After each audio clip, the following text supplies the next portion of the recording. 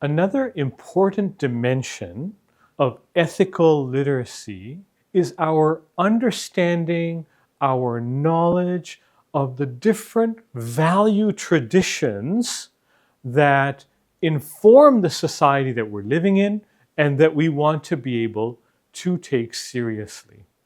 When you think about what should matter in a situation, where do you draw your values from?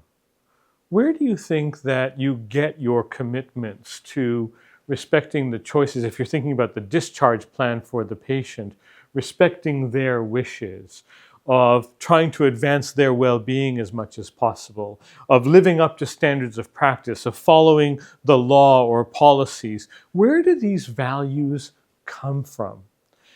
I want to suggest that there are a wide range of sources that have influenced the way we think about what should matter. Those influences include the norms that are in the work we're doing themselves. I talked about it as the ends of medicine. They're informed by the values that our political context is based on. So we live in a Western liberal democratic society. And this way of understanding the world privileges the individual over the community to some extent. It seeks to maximize the freedom of everybody in a way that's equal for everybody in society. It comes from the social norms in our society. So in BC, those social norms will be different than they are in other provinces. And in this country, they may be different. For example, in British Columbia, there's a deep commitment to social justice. And many of the things that our political institutions seek to do include finding ways for people to be treated equally, equitably based on the situations of vulnerability that they find themselves in by no cause of their own. The values that we get come from our professions and the professional standards of practice that we're trying to live up to and the codes of ethics that our professions require us to live up to or call us to live up to. They include the rules and policies of the institution, which really are a reflection of the values of the institution, of Fraser Health in this case. And they're also going to come from your own personal life. They're going to come from your family, as we talked about earlier. They're going to come from your faith tradition. These all are informing our understanding of what matters. But here's a bit of an editorial comment.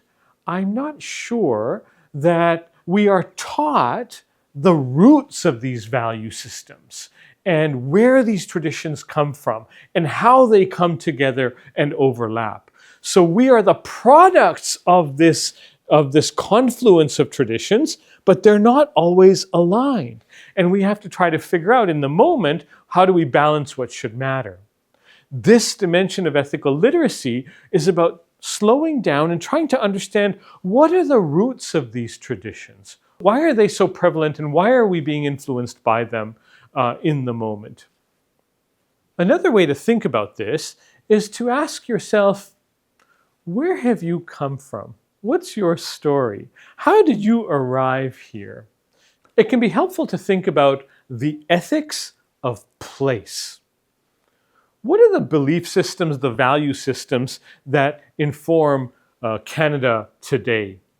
We know that Canada is the product of the Western Enlightenment, the French and English Enlightenment, which come with value systems that have shaped the relationships of the various peoples and institutions that make up our country.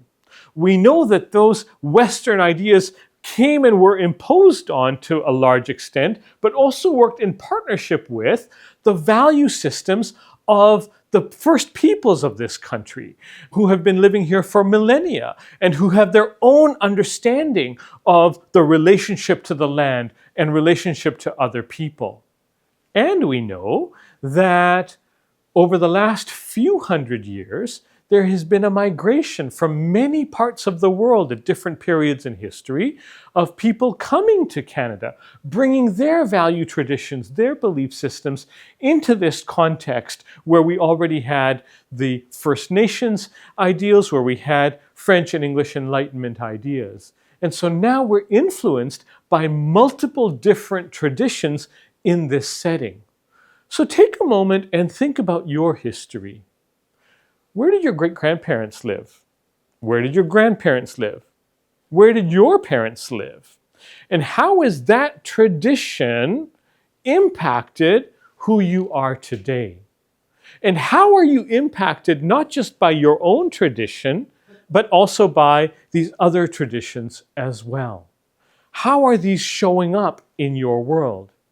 The argument from this area of ethical literacy is that we need to be able to understand the traditions we're coming from, where we have come from, both to make sense of the kinds of tensions that we're experiencing, and also because if there are important things in our traditions, that we need to be clear about them so we can actually live into them in the decisions that we face every day.